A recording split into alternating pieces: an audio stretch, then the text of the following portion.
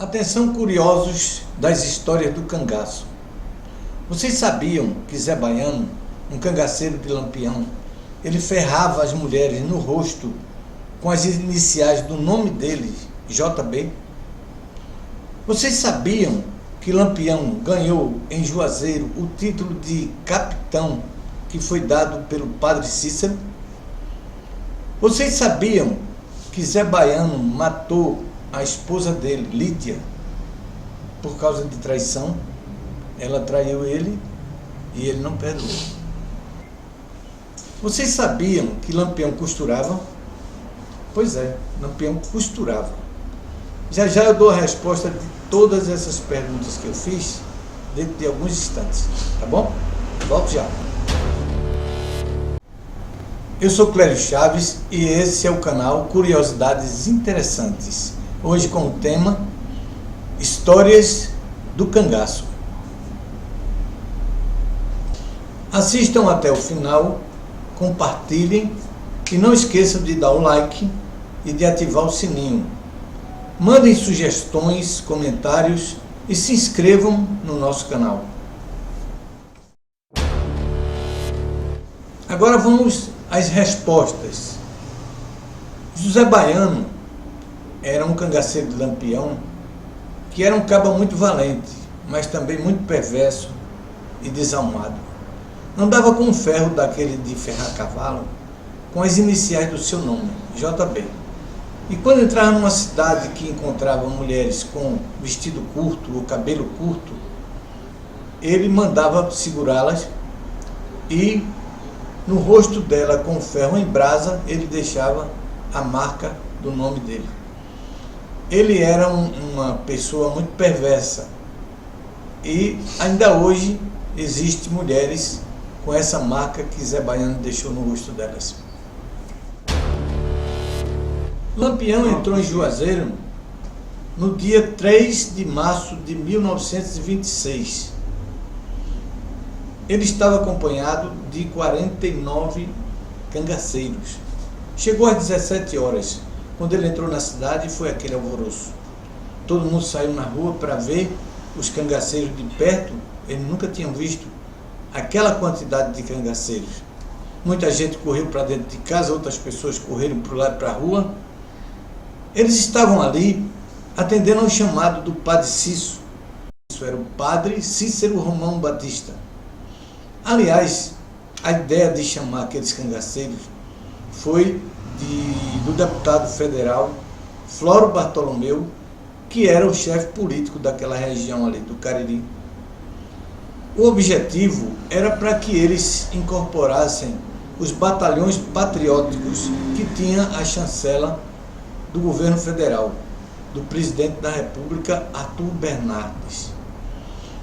E a missão era para combater a coluna Prestes, que se encontrava na região, ali se encontrava nos arredores da cidade. Acontece que nesse dia, o deputado federal Floro Bartolomeu teve uma dor no peito e ele, como era médico, constatou que ele estava infartando. Se fosse hoje era só chamar SAMU, mas naquela época ele teve de ir às pressas de trem para Fortaleza e de lá ele foi de navio para o Rio de Janeiro, onde veio a falecer. E o pepino lá em Juazeiro ficou para o padre Cícero, de receber Lampião e o seu grupo. Mas o deputado Floro Bartolomeu tinha prometido a Lampião que ia dar a ele o título de capitão. Esse título só poderia ser dado por uma autoridade federal, e naquele momento não tinha. Então o padre Cícero, como era muito astuto, ele mandou chamar o engenheiro agrônomo Pedro de Albuquerque Uchoa, que era funcionário público federal. Ele chegou lá na casa paroquial às 10 horas da noite. Encontrou na sala Lampião, Antônio, que era irmão de Lampião, Luiz Pedro e Sabino, todos armados de fuzil. Ele entrou lá tremendo. O que ele tinha que fazer era só assinar a concessão de capitão para Lampião e de tenente para os demais. Ele sentou na escrivaninha e assinou as concessões, entregou aos seus proprietários e saiu de lá apressado, muito medo. O final dessa história foi o seguinte: depois de 4 dias, Lampião saiu, levantou acampamento e foi no encalço da coluna Prestes, que ele nunca encontrou.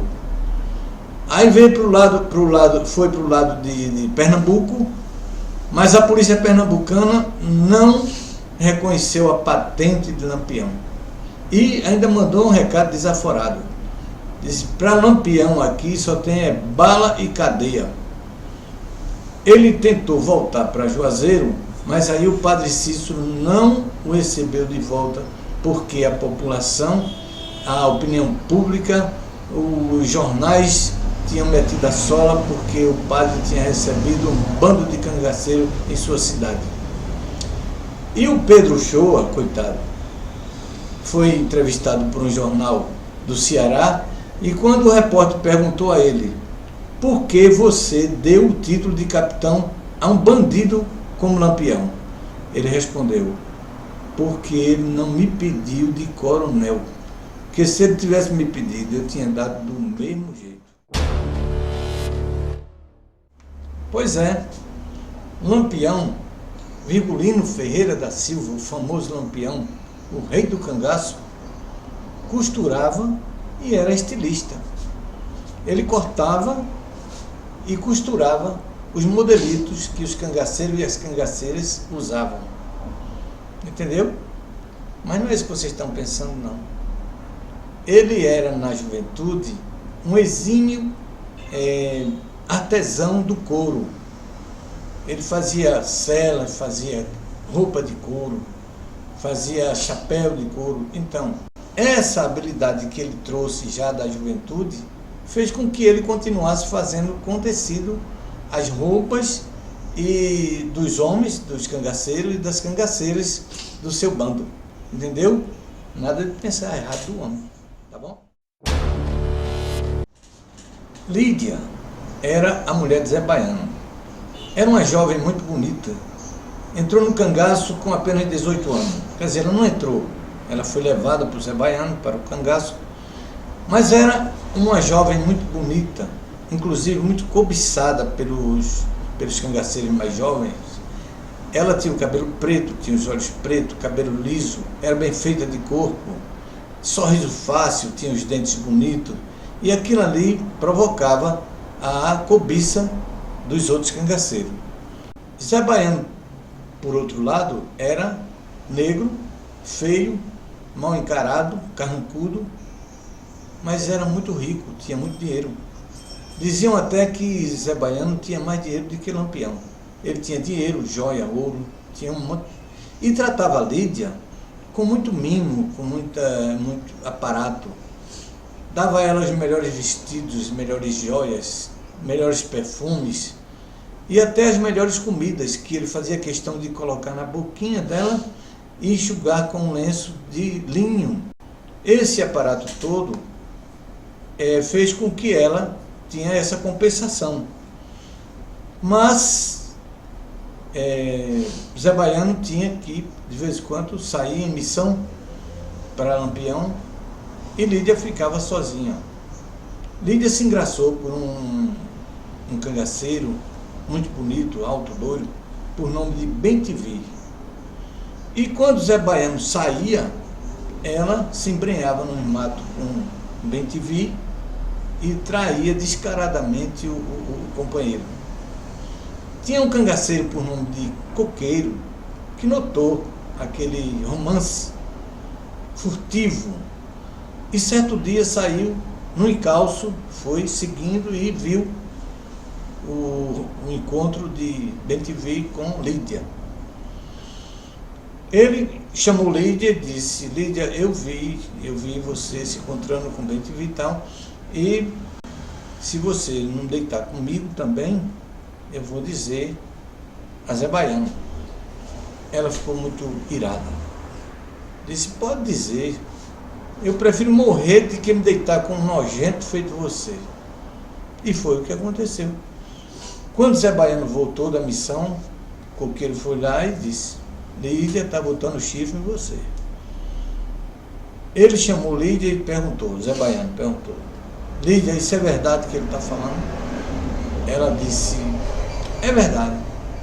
Agora, ele está contando tudo isso a você porque ele queria deitar comigo e eu não quis.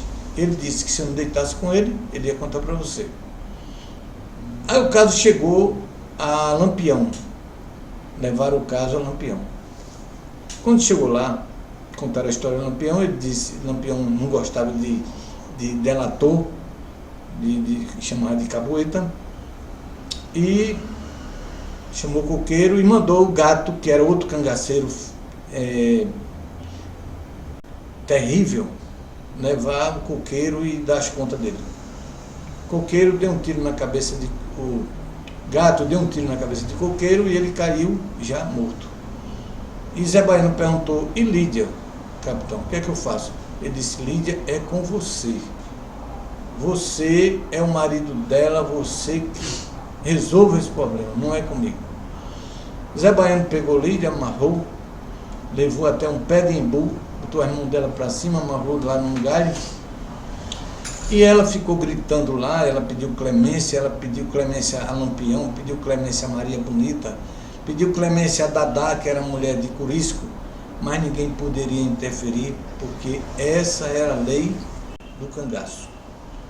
Ela passou a noite gritando, pedindo piedade para Zé Baiano, para que ele não matasse ela, mas ele passou a noite todinha tomando cachaça e remoendo o ódio, a raiva. E quando foi de 5 horas da manhã, ele foi lá onde ela estava, passou a noite todinha chorando. Ele pegou um pau e bateu nela até matar. Quando ele terminou de bater, estava lá um corpo disforme, sanguinolento, que não tinha mais aparência de ser humano. Ele arrastou o corpo, fez uma cova, enterrou, sentou-se no chão e ficou chorando o dia inteiro. Essa foi a sina da cangaceira Lídia. O cangaceiro Bentivi desapareceu no oco do mundo e nunca foi encontrado. Maria Bonita e Dadá, a mulher de Curisco, não gostaram daquela atitude violenta de Zé Baiano. Lampião foi a ele e pediu que ele se afastasse do bando durante algum tempo, e ele nunca mais voltou a participar do bando de Lampião. Morreu 2 anos depois, assassinado pelos próprios coiteiros, lá em Alagadiço, município de Sergipe. Afinal de contas, ele merecia.